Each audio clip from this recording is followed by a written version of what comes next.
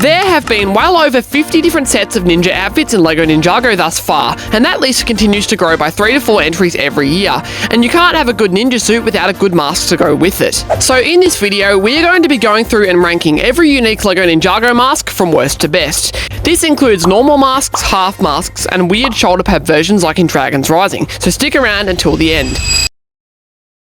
Coming in at the bottom of the list in 14th place is the scuba mask piece from Ninjago Seabbound, released in 2021. The entire mask is actually comprised of 2 pieces, the top half with the goggles and a rubber bottom half that is secured around the neck and legs in a strange fashion. We have never seen any other Ninjago suit use this technique, neither before nor after. The top piece only appeared in 6 colours across 5 sets, and I'm not a big fan. The fact that you need 2 pieces to form the mask is slightly annoying. Keep that in mind for later. The most annoying part is the inability to rotate the entire head. Not very good, but I appreciate the variation. For number 13, I'm going to be lumping a few different pieces together. These all come from Dragon's Rising in 2023, 2024, and 2025. The first part is the top mask piece that originated on the default Dragon's Rising outfits. This of course looks horrible on its own, but it is a 2-piece ensemble. The other piece being the bottom mask shoulder pad combination introduced alongside them. But what makes this mask interesting is how LEGO continues to use it. Because in Dragon's Rising Season 2, LEGO used this top mask piece with new shoulder pad pieces for the climber suits. And then in 2025, they introduced yet another new shoulder pad piece that can fit with this half mask, although they opted to have the ninja's hair out instead. So these 3 shoulder pad variants plus the top half are kind of all lumped together, and my main issue with these is the same as the scuba suits. Just like 1989 Batman, they are unable to turn their heads at all without looking ridiculous. I know this is a problem as old as the theme itself, but I really don't dig the choice to merge the shoulder pads with the lower half of the mask. I feel like all 3 shoulder pads would be a lot more usable if they were simply shoulder pads. The 12th spot goes to one of the results of the specialization era, which is the hero mask from Master of the Mountain in 2021. When I say specialization era, I refer to the 3-year period between 2019 and 2022 when LEGO insisted on giving the ninja new mask pieces every single season. Those years were also the weakest era of the TV show, but that's a different story. I like what the hero helmets are trying to do, the metal parts especially look cool, but I'm just not a fan of the material shape, which looks way too rectangular to me. Which segues nicely into number 11, which is the Prime Empire hood piece. Just like the former piece, this spawns from the specialized era, and I don't have much to say on it except that I like it slightly better than the last. Like most mask pieces, you can't really turn it at all, but that's a minor issue. I think this particular mask looks at its best when it's combined with the matching shoulder pads. That said, most of them do. Number 10 is a much newer mask piece, the Mech Pilot mask from 2024. Now, I like to rip on the Wild Brain seasons of the show for the constant mask changing, but we are also currently in a constant mask changing phase with Dragon's Rising. The Mech Pilot suits are one of the 3 outfits featured in the second Dragon's Rising season, and the masks are a dual molded piece that is pretty reminiscent of the Possession masks. They're a lot smoother than that piece and have a more pointed shape around the back, and I think they look good. This appears in about 10 different colour combinations in total, I believe, since we did get gold versions in the Rising Dragon Strike sets. Evil Jays is definitely the best colour combo though. In fact, that figure is one of the best to come out of the theme in recent years. And similar to the previous piece, number 9 is the Storm mask from Dragon's Rising Season 3. The Mech Pilot hoods were released in January 2024, and the Storm hoods followed a similar pattern, being released in January 2025. They again opt for dual colours, but go for a much more textured appearance this time. I love the vent-like textures on the front of the mask and the ridges on top as well. I also think the way the colours mix together looks really nice. It amazes me that they can still come up with unique designs for Ninjago's pieces even this far into the theme's life. And the 8th spot goes to a mask that had a very large amount of usage with over 30 different colour and printing combinations. The Ninjago Legacy mask, which was introduced in 2019 and had over 50 set appearances, with at least half of them being on Legacy Kai. That is of course a slight exaggeration, but the reason this piece had such widespread use was because it is basically a remake of the classic ZX hood, but a lot more pointy. And just like the ZX hood, it spanned multiple different suits and had multiple recolors. This piece was the base hood for the Legacy outfits, the Season 11 outfits, the Fugitive outfits, the Golden Crystallized outfits, the Ninjago Core outfits, the Spinjitsu Burst outfits, and a few random other figures like the Legacy Ghosts. So it's safe to say that LEGO got their money's worth out of this piece, and I'm pretty sure the last main set it appeared in was the Destiny's Bounty Race Against Time from mid-2023, but it has probably appeared in a random magazine polybag or something similar since then. Regardless, I'm pretty sure this piece has reached the end of its useful life, since we haven't seen it in a while.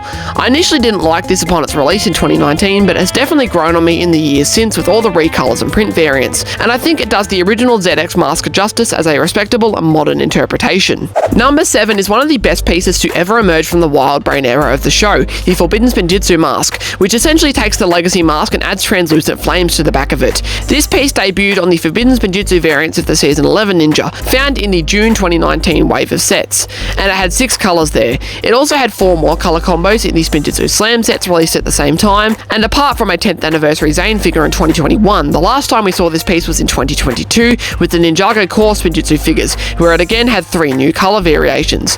It's a shame that this very intricately moulded piece didn't show up more, but 3 different suit uses is pretty good all things considered. This piece really makes me wish we'd see more translucent colours incorporated into the ninja's attire. I absolutely love the way the flames look. But speaking of translucent pieces, number 6 is hands down the best ninja hood to originate from the specialization era, the Dragonfall mask from Ninjago crystallized in 2022. These all appeared in 1 set and 1 magazine polybag each, and even if we ignore the rest of the suit, these mask pieces are just phenomenal, incorporating a golden dragon shape on the top of the head with translucent plastic inside the eyes and around the back of the mask. I'm actually surprised that these only got used on 1 set of suits, unlike the Forbidden Spinjitsu masks, but I guess these are a little bit more specific. And say what you will about the original show's final season, LEGO absolutely cooked with the sets and the minifigures. Number 5 is the original mask piece from the pilot season. This was the only mask in LEGO Ninjago that was not designed for the theme, but instead originated in LEGO Castle in the late 1990s. It could also be found on the very first LEGO minifigure series from 2010. I hate to put it so low because it is very nostalgic to me, but it is really impractical by today's standards. The shape of the mask doesn't really allow for any shoulder pads, and the clip on the back sticks out so obnoxiously far. LEGO also used a slightly different plastic on some versions of this piece, and you can notice the difference when you have them in hand. This piece has sadly retired following its final use on Pink Zane in 2020 after 22 years in service, which is a shame, but it had a good run. Number 4 is a piece I never thought I'd like this much in the long run. Well, 2 pieces to be exact. It is the Ninjago Movie mask introduced in 2017 and then used the following year. This piece appeared on 5 sets of outfits: the movie suits, Sons of Garmadon suits, Hunted suits, Spinjitsu Master suits, and Dragonfly suits in a variety of different colours. Back when the Ninjago Movie was revealed, I was as shocked as the rest of the fan base at not only the new ninja designs, but the new suit pieces as well. Apart from the half masks, this was the first time a mask ever required 2 halves, one on top and one underneath the head. It is also very circular in comparison to every other suit and looks a lot wider than usual. Despite the initial skepticism from me, I grew to love the look of this piece and the way it balances sleek design with practicality. And it also has one advantage over the other pieces, being the only ninja mask with the ability to spin around alongside the head, which I don't think it gets enough credit for. Definitely one of the strongest designs in the theme. Entering top 3, we have the dual molded mask introduced in Season 5 in 2015 and then used in Season 6, Day of the Departed in Season 7. I remember being blown away by the reveal of this piece back when I was 8 years old, so much so that I used to constantly draw my own designs for new Ninjago mask pieces. This piece has always impressed me with the dual bands around the lower and top part, and it feels like a nice upgrade from the classic ZX mask. It only had a lifespan of 3 years, which is actually pretty long compared to most of the other pieces so far, and this absolutely ranks among the most memorable ninja masks, at least to me personally. Number 2 is another classic that I loved upon release. It is the Ninja Half mask introduced in 2014. This piece debuted alongside the ninja's hair in Season 3 of the theme and has appeared in 12 colours thus far. What's interesting about this piece is that whilst it was originally used in only 2 Ninjago seasons, it has continued to be used throughout the years and even been seen outside of Ninjago. It has shown up in LEGO City, in Minifigure Series 17, Hidden Side, the Modular Brick Bank, and even recently in the Bricklink Designer Program Wild West Train and the Web Slinger figure in the Across the Spider-Verse minifigure series. It was used on the Epic Battle Ninja suits, the Island suits, and the Source Tournament suits, and continues to just show up randomly in Ninjago sets all the time. So despite not even being a full mask, this is far and away the most usable and prolific Ninjago mask, with its over 100 set appearances. And with this amount of use, I can't see LEGO disregarding or abandoning it anytime soon, and if it is still used 11 years from now, it will overtake the record of longest used ninja mask piece. That's kind of crazy to think about. But before we get into number 1, I have to give an honourable mention to the Kendo mask. This isn't really a Ninjago mask in the traditional sense, but it has appeared in a fair few colours and has shown up time to time between 2012 and 2021, so I just thought I'd slip that in here.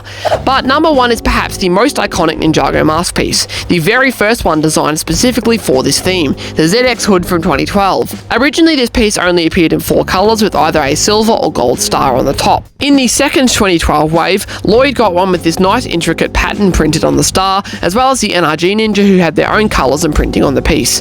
It was then used the following season and again in seasons 4 and 5 on the Jungle and Air Jitsu robes. The very final uses of this piece were in gold in both Ninjago City and a Bricktober pack in 2017, which was followed by its retirement. And even though it looks kind of dated, at least compared to the complexity of today's LEGO molds, I absolutely adore it. The ZX suits are some of my favourite LEGO figures of all time because of how influential they were on my childhood and now my YouTube channel years later. And this piece is perhaps the most iconic part of the ensemble alongside the shoulder pads.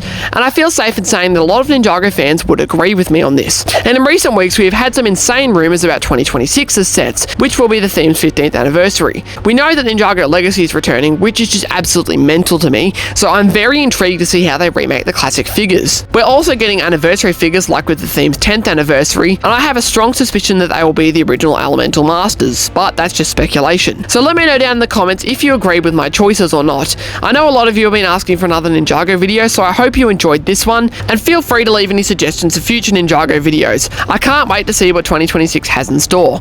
That's been all for today, folks. Have a great day and see you in the next video.